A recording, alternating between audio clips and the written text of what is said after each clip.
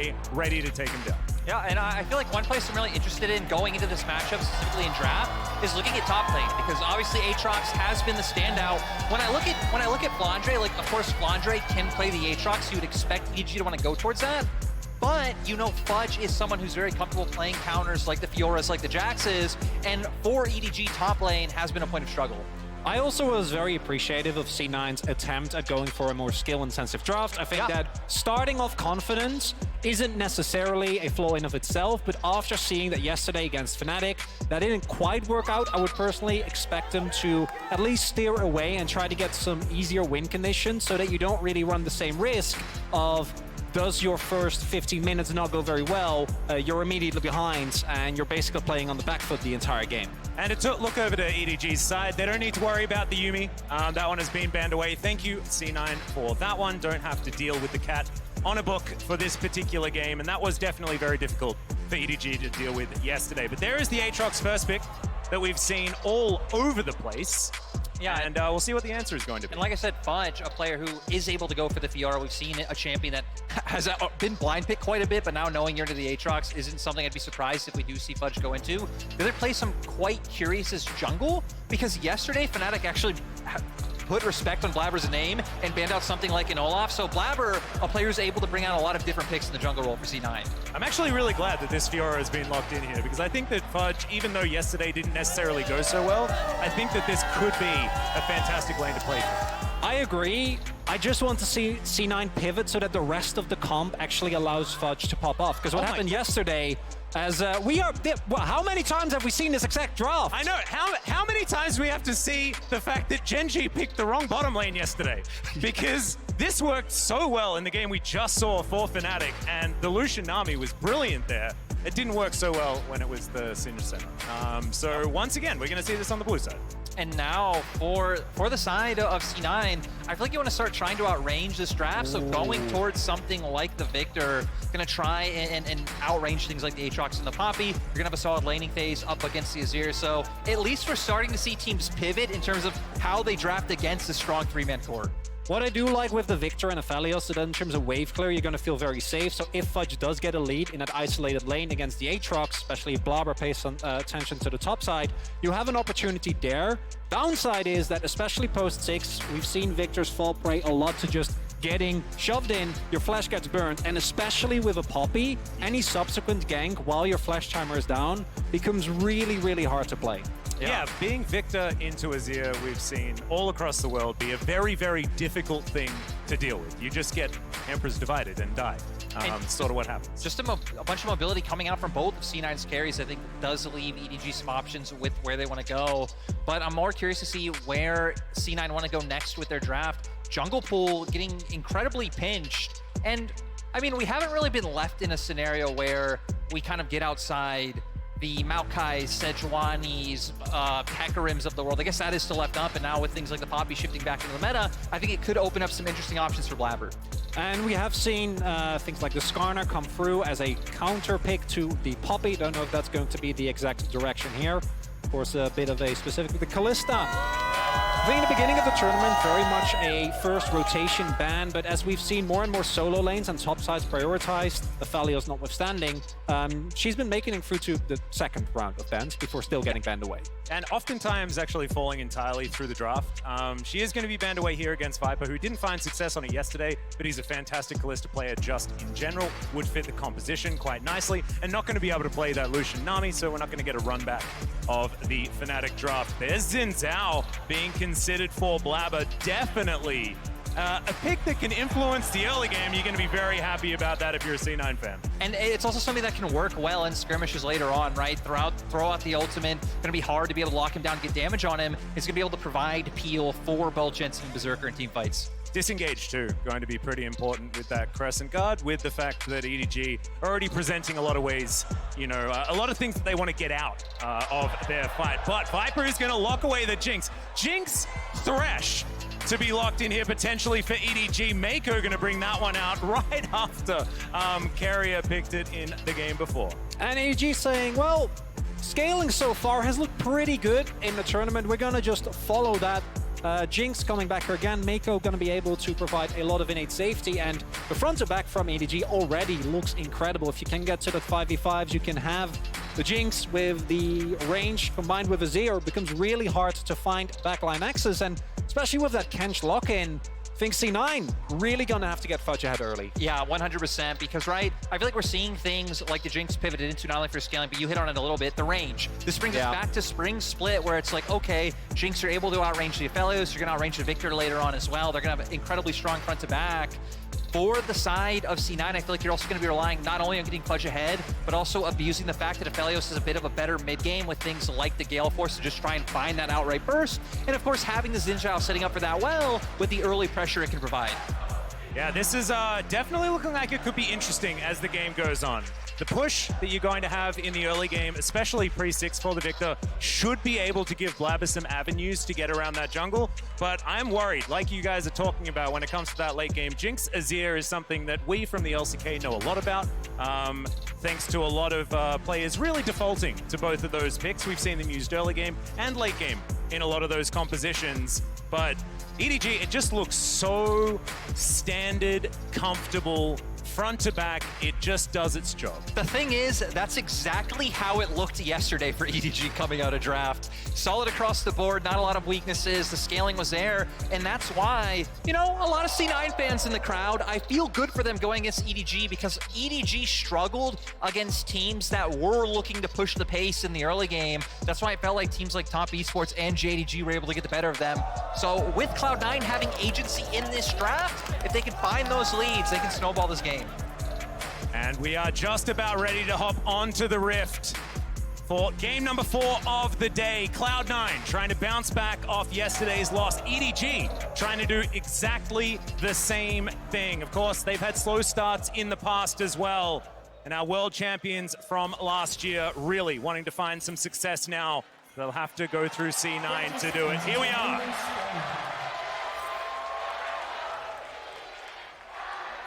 And looking at the early game, I mentioned earlier, I would love to see some attention paid to Fudge. I think that looking at the rest of the map, it can be quite hard, especially as long as summoners are still up to get a good angle on either Viper or Mako or on Scout. So trying to get Flandre behind, trying to make sure that Fudge actually is able to leverage the matchup, unlike yesterday where I don't even think it was Fudge's Fiora's play specifically, it was more how the team played around it and how they kept opting in the team fights with a Fiora, and they weren't really in a position to get anything out of that.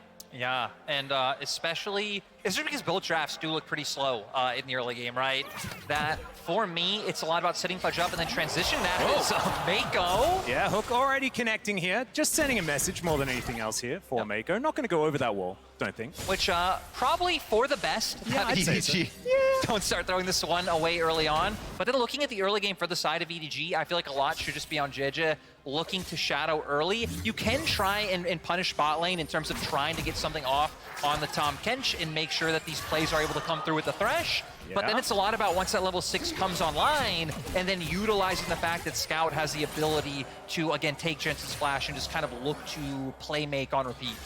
Yeah, we're seeing already that EDG playing pretty aggressively here towards the bottom side. Of course, this is a bit of an age-old matchup, the old Aphelios into the Jinx, something that we haven't had to talk about for quite some time because we've been stuck in Zeri Sivir purgatory for quite some time. Thankfully, we are now out of it and back to an old purgatory that we used to deal with many moons ago. Mako going to miss his first hook. Can't hit all of them. And C9 going to have to now deal with EDG pushing underneath their turret. Yeah, all comes full circle. We went from a spring with just these two champions to a summer with just Zeri and Sivir. And I guess now we're back to the Jinx and the Aphelios. Looking at the pathing here, have opposite pathing. So Blaver making his way towards the top side of the map, whereas JJ, as you're saying, at least in the early game, not going to be able to keep track. As far as I'm aware, neither team got a lot of intel as to which jungler started where, but EDG Gonna get the crash here, and with JJ there as well, I think they're gonna be very, very safe to keep the pressure rather up on Berserker and Sven. And I think it should be expected, right, for both teams about where jungles do want to path. I mean, for C9, I think very clearly wanting to play up towards that top side of the map, and EDG having those pick tools down towards bot side, so we are just going to end up trading scuttles, and I think a lot of it's going to come down to if either side lane wants to go for the punish. There we go. Cool guys don't look at explosions. And some shellfish for Blabber. So very happy is the C9 jungler. JJ also going to pick one up for himself. As Scout could be in trouble. Blabber trying to get in there, but thankfully some shifting sands are going to be available there, and Scout makes it out just fine. JJ not even needed, as Death Ray doing some work here, as Jensen is making sure he keeps the pressure up onto Scout. And I do at least really like that Blabber is looking to use these opportunities. Only having his crowd camp up, so not too much available. Look for the play mid. Scout, of course, able to get out of there. And if you can try and set Jensen up for a back, considering he does have that mana bar low, and then come back to lane, and again, kind of assert that dominance with the E, get the push going, and really open up Blabber to look for options in terms of controlling either side of the river. And with how low action thus far we've been, I wonder what we're going to see in terms of setup around the early objectives. First Drake coming up soon, and I do remember Lyric talking to both you and Dagda a lot about how much the LPL prioritizes the early Drake.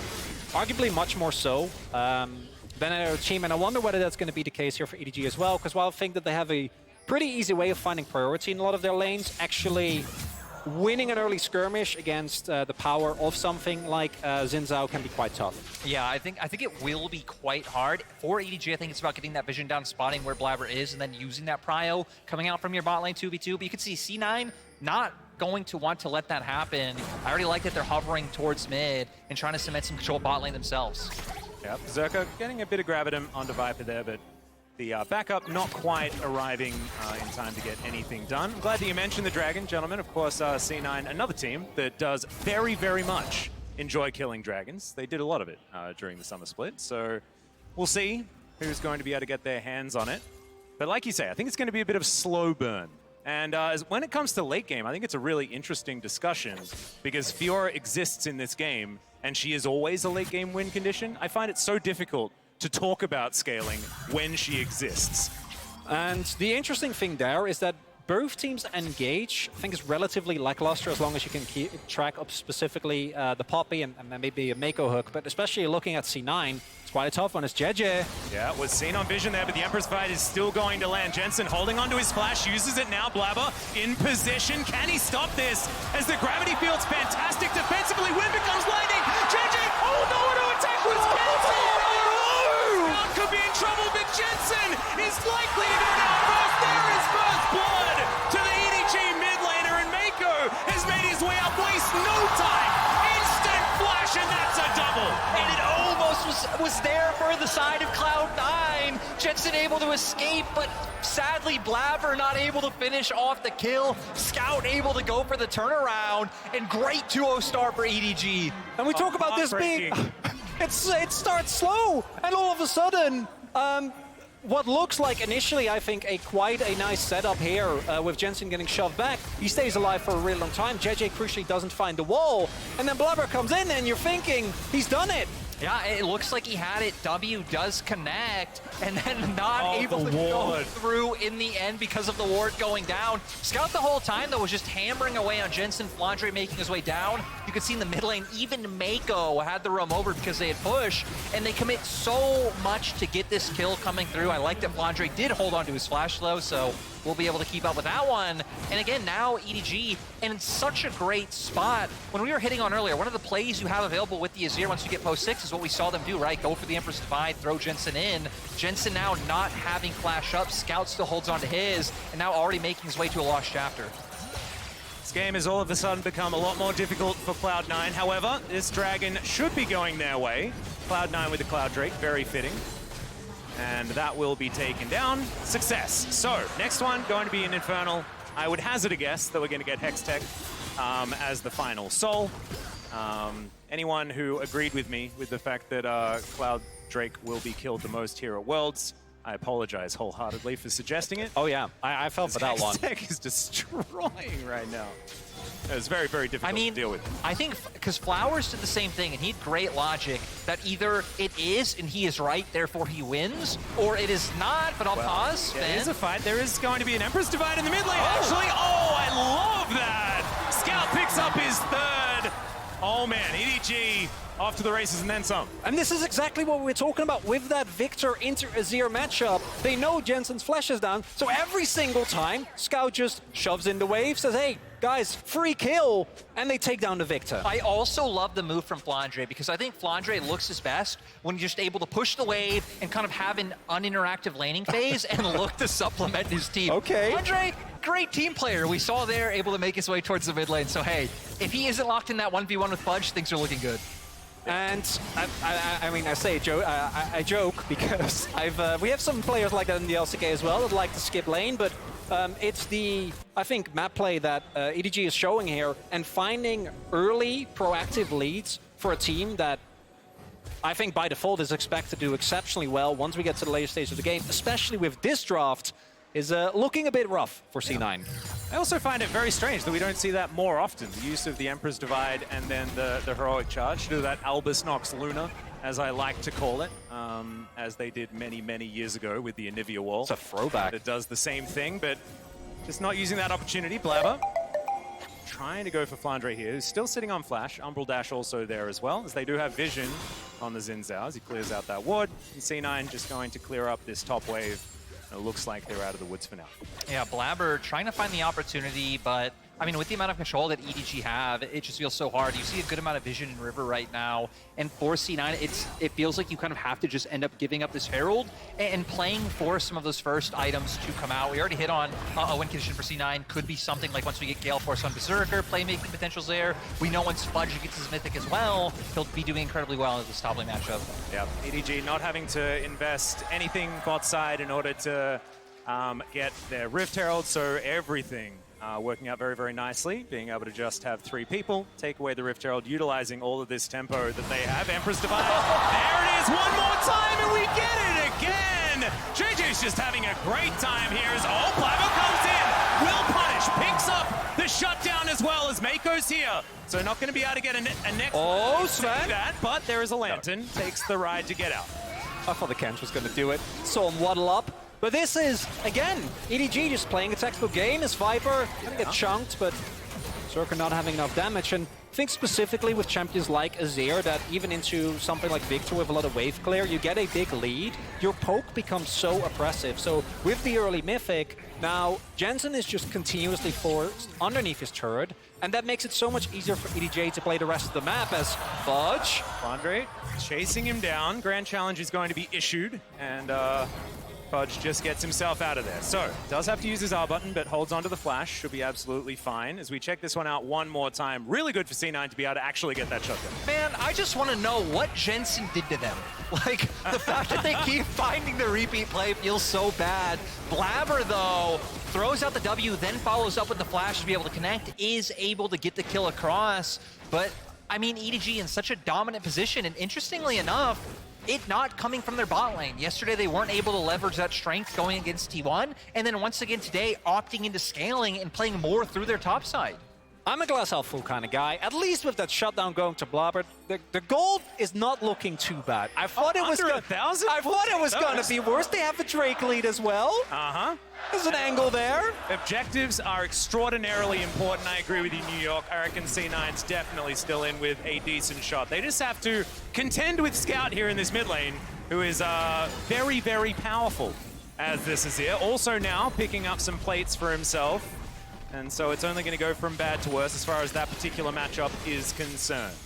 Yeah, and for EDG, just to say to the game right now in general, it feels like the biggest difference is just the amount of vision control EDG should be able to keep up with Blabber. Yeah. Gonna look for an opportunity mid. Wrapping around already. No flash on Scout, but shifting sands is going to mean that C9 don't really have an avenue to get onto Scout right now. Flandre also roaming down as per usual, getting into position.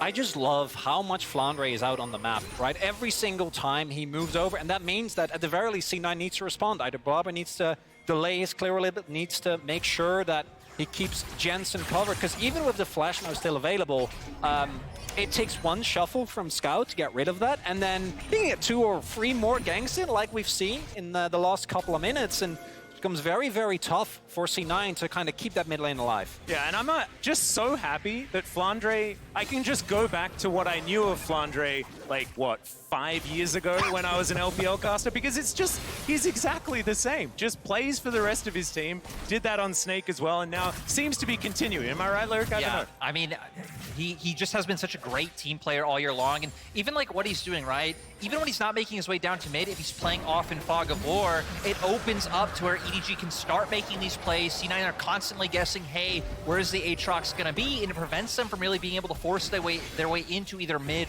or towards the spot side, because they're always scared that they're gonna be at a numbers disadvantage. Well, we are Abyssal diving forward. The hook is going to be there to greet him, but Mako now going to back away. Moonlight Vigil comes down. Berserker getting some damage in. Severum at the ready. Sven has to flash out, but does manage to do so. Emperor's Divide slides in, and Scout picks up his 5th of the game. Viper now getting a kill for himself, and EDG with all the kills on their late game carries. And it was said earlier on the desk, oh, that's not what you want to see.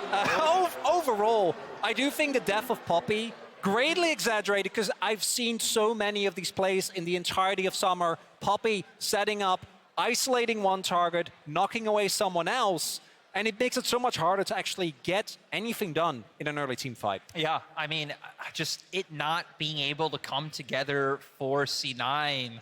And again, I like that they're still looking to make things happen, because despite the fact that they do have things like the Fiora and the Victor, it feels like the later it goes, it can be quite rough just because of the formation that EDG's teamfight has with the amount of disengage able to come through, and even them having things like the Thresh hook to be able to start fights on their own terms. But, I mean, it feels like at this point, there's just too much control of mid. Too much control of mid coming out from EDG. Absolutely, and also in that last moment, the fact that now Viper getting himself a kill, getting himself to a position where this Jinx is going to be online a little bit earlier. Just to let you know, guys, we will be keeping you updated as much as possible as to what happened as far as this pause.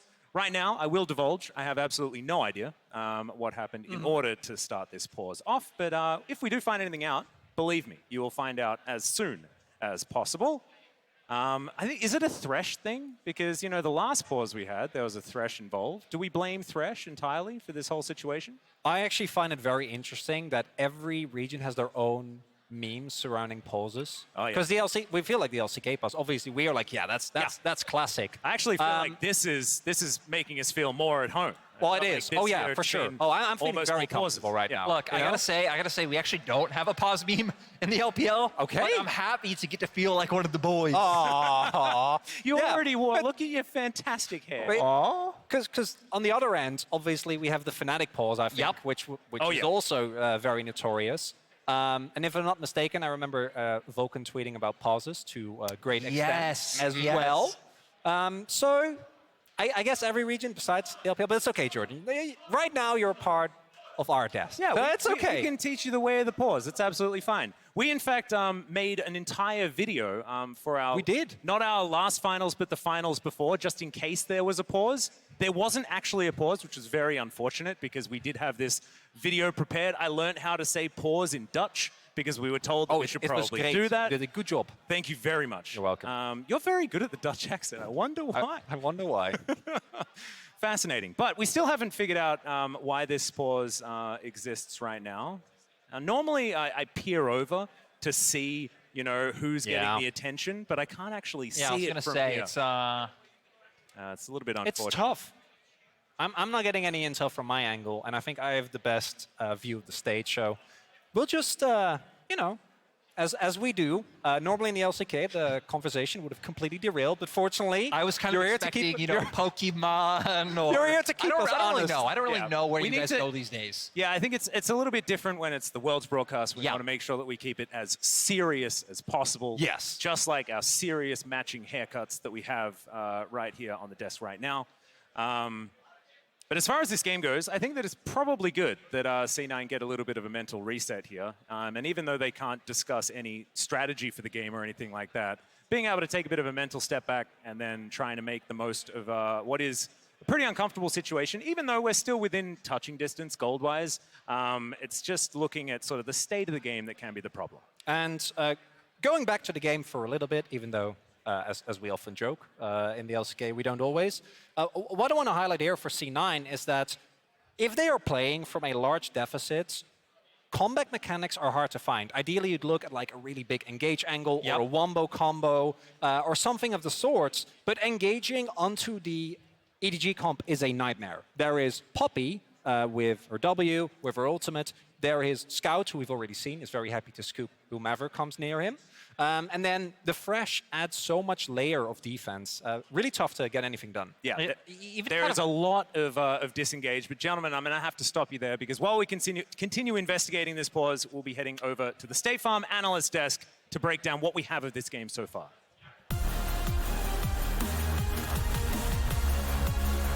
Thank you very much, Atlas. We're back. Another pause. I don't know how many of you know this, a little behind the scenes bit of info. Vedius really likes screen time. So basically what happens is, he hits up league officials. He says, I've got something to say. I'm going to need you to pause this game so I can get up there and espouse some knowledge. See, now you put me on the spot because now it's like, Vedius, you have no knowledge? You want to say? Oh. I'm like, well, everyone, hello, I'm Welsh. I speak another language. Also, Cloud9 is, in fact, getting obliterated right now. Yeah. Unrelated research I was just doing. Okay. Unrelated? Yeah. I love it. We're already off the rails. Yeah. Took us 30 seconds. It's a little related. Okay. The worst NA has done at group stage. Oh, we're going there. No. Okay. I asked this question. I asked this question in the green room, right? Is that I think a lot of people play was going badly? I think a lot of people at least want to know. Yeah, of course. I mean, I guess so. Is 5 and 13. 5 and 13. 5 and 13. Yeah. When was that? This was 2019. 2019. I will say they were not the worst, though. At the time, LMS had 3 regions in the group stage, and they went 3 and 15. So the worst a 3-region team in or a group stage 3-team has done region, rather, is 3 and 15. Okay. So this game is still winnable. Still for winnable, Cloud9, but looking scary. I mean, hugely in favor of EDG, which we can talk about depending on how long this delay is. Yeah. But yeah, Vedius is doing some quick math. Dash has an update. Yeah, speaking of, I'll give you the real update on why it is we're sitting in a pause. Tournament officials are investigating currently, but Viper is experiencing an in-game issue, and so it is a problem on the EDG side. We're going to go ahead and get that resolved as quickly as possible. Once I have more information, I will update you all at home a little bit more. Vedius, you're doing some quick math? he's doing some quick math. I was literally writing down 5:13. Oh, not doing any math. I wasn't doing any math. I was just writing it down, taking notes. Yeah, I was taking notes. That was MSI, my friend. Take notes. Wait, that was MSI? I thought that was Worlds. No. That was the slogan. Oh, yeah, MSI was you got me. How did you forget that already? Come on. Quick maths. Yeah, do There's it. a lot of games left. Yeah. So the worst NA has done is 5 and 13.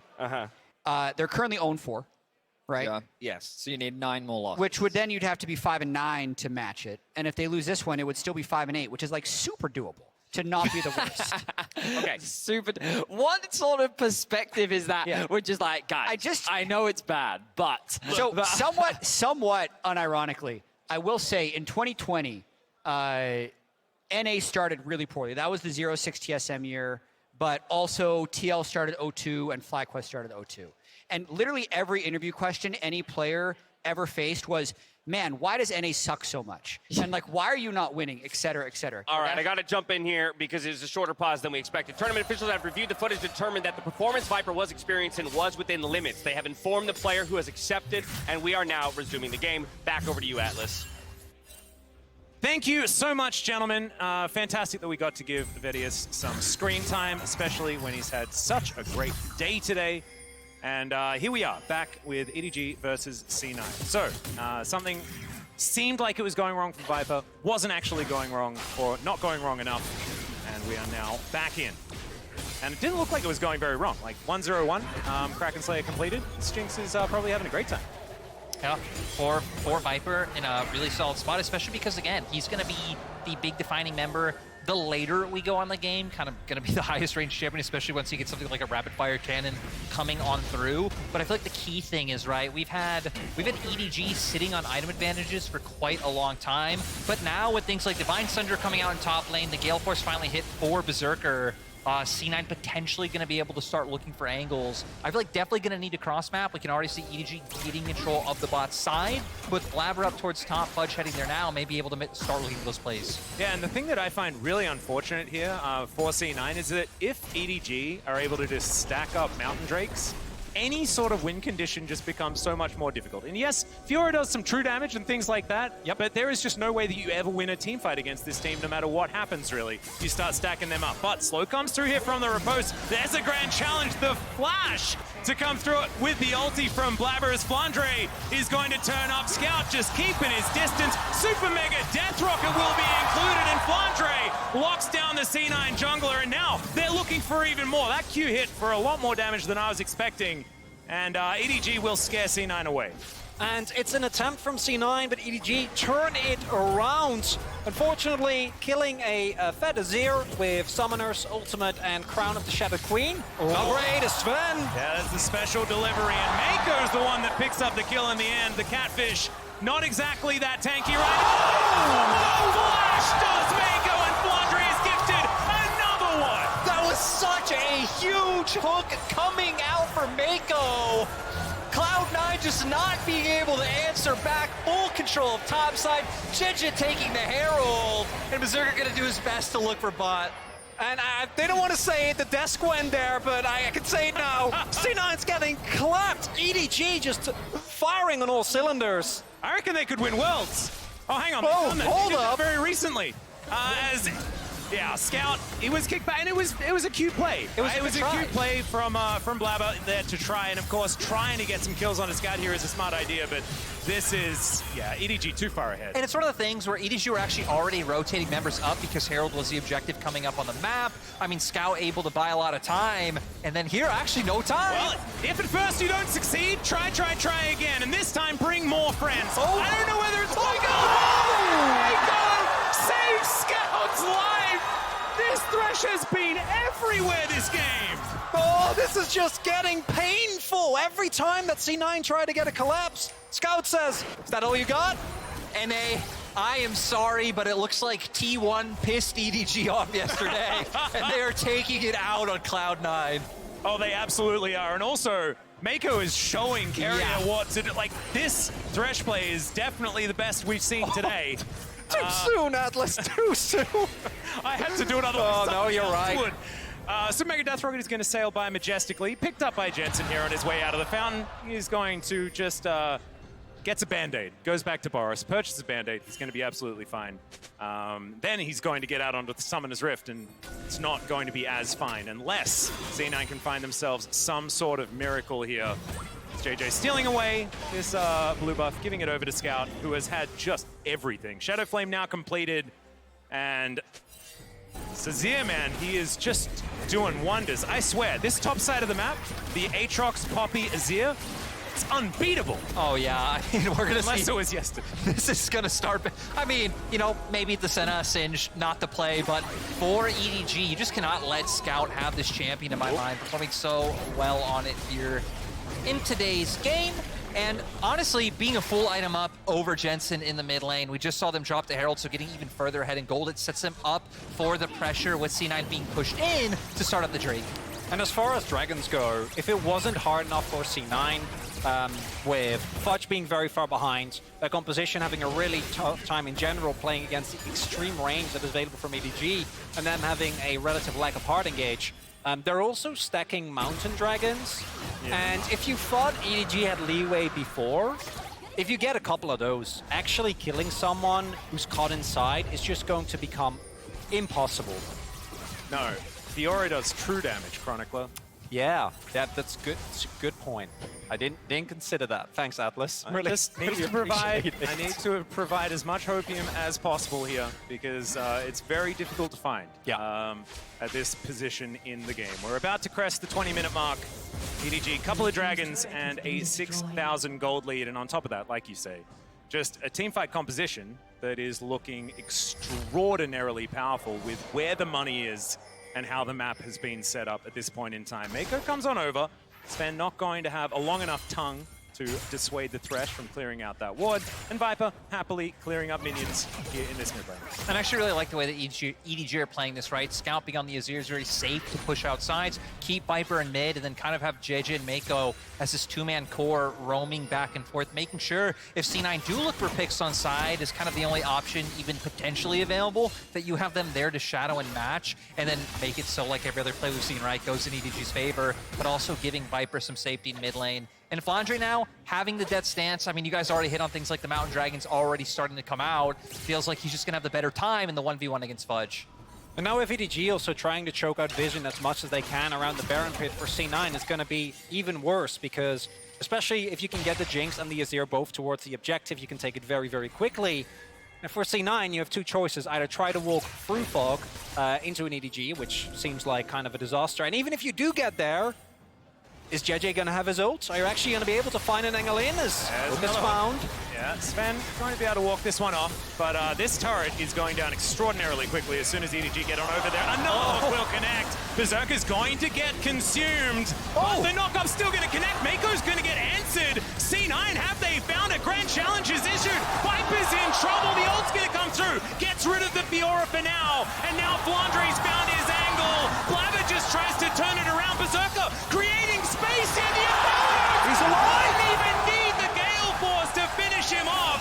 And now EDG are on the run. I have no idea how C9 managed to find that. EDG slightly overstepped. The knockup comes out from Sven. Fudge able to make his way into the fight. And then honestly, Flandre kind of going in by himself, kind of misjudging how much damage he'd be able to get onto Berserker. And crucially, at the beginning of that, Flandre was making his way over. He felt good. Look at him. He's getting a free turret inside. And initially, it looks like Mako, he is just looking. But the moment he goes down, after the ultimate from Berserker, that's where C9, and credit to them, smell the weakness. Without the Aatrox there is a definite possibility you are a man up, but with Mako already being down, and Flandre, as you pointed out, going in basically alone, doesn't find the backline, doesn't find the resets, and goes down. Yeah, and the riposte was absolutely fantastic from Fudge as well. Not only did he avoid all of the damage, but managed to keep the Aatrox still for long enough for Berserker to just kill him. Really fantastic play here from C9, but they're going to need more of that. Yeah. They're going to come back in this. Yeah. And, you know, looking at it, right, doesn't really change the state of the game, but the fact that members of C9 now able to hit 2 items, Fudge now able to pick up the Hydra, we can see Bloodthirster now picked up from Berserker as well, definitely hitting some of those key mid-game spikes is Blabber. Hook's going to land. Chomper's not going to activate though, so the Xin Zhao will be able to make his way out. And gets on over, we'll clear out some Krugs, and otherwise everything is going to be fine. And I think Sven is going to be so important here for C9. You saw already that the Devour, very, very powerful in these fights. If someone gets hooked, if someone gets engaged on, and that could be a way that C9 find this miracle that we're looking for. Keeper's Verdict going to get charged, but just JJ being a bit of a helicopter, zoning the rest of C9 away as the inner turret is going to get taken. Blabber may have stepped a little bit too far forward, but thankfully the Poppy not quite fast enough. Really liking the Bloodthirst here from Berserker as well. Playing into Viper now with the rapid fire cannon finished, as well as Scout, who obviously very fed, has been the entire game. The additional sustain means that you're actually able to stay in fights as long as you can get a wave, find a jungle camp, or at least get something.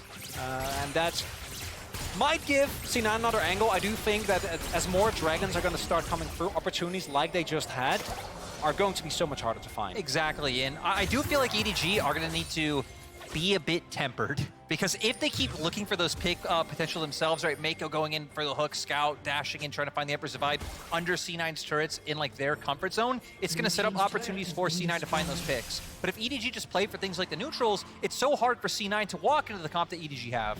And with the control that EDG have of the map as well, it isn't really an opportunity for C9 to go for a steal. As Blabber, he's just going to walk it. Yeah. EDG, a little spread thin. Apparently, if you just walk up to the pit, that's how you manage to steal it, as Riposte is still going to be able to find a bit of a stun there, as another ult's going to get channeled, but JJ is going to cancel it. Now the rest of EDG will join. So, EDG looking to lock down Soul Point. Hook is going to connect, but there's another Devour for Sven. All right, the Poppy's going to be able to take down the Drake, but can they win the teamfight is the question this time. Flandre once again going to get stunned up. The hook will connect, and it's going to be Fudge punished this time around. And honestly, it looked a bit dicey for EDG, like they didn't expect C9 to contest, but still EDG able to make the turnaround. Mako once again finds the hook, and it looks like Barons on the cards for Edward Gaming. All they needed was Scout's teleports, and yeah, initially, as you pointed out, Atlas, Blabber just walks up and is like, what's going on? Are you gonna? Where is everybody? Am I gonna get this dragon? But response from EDG is immediate. And now Blabber does have smite, does have flash, but no, not happening. Keeper's verdict is going to evict the Xin Zhao. That means yet another smite is very, very comfortable here for the Poppy.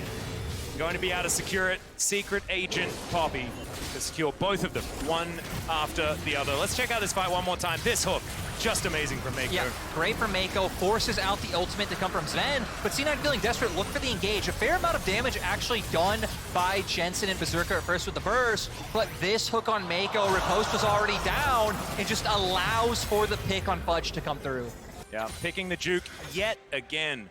Pulls off what I like to call the bunny foo-foo in the top lane for that first one. That is a callback to 2014. I'm not allowed to do that, I don't think, but he did make a play very, very similar.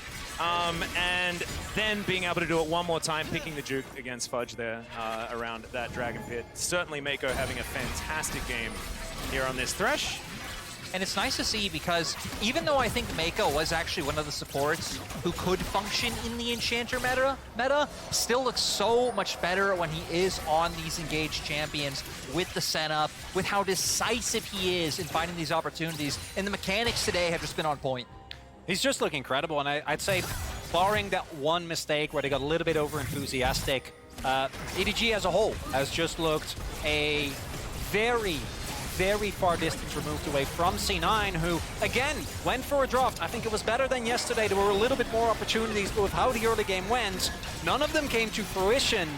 And they're on the verge of going down 0-2 where we're going to need to see a really big adaptation, because otherwise, I think they might keep running into the same trouble. Yeah, and ever since that slight overextension, you've noticed the complete change in the play from EDG. It's like they found the line, and they're like, all right, we don't step over that one again.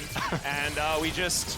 We respect it. Yeah, very calmly and collectedly cross some I's and dot some T's. Hook's going to connect, yet again, denied by the Devour.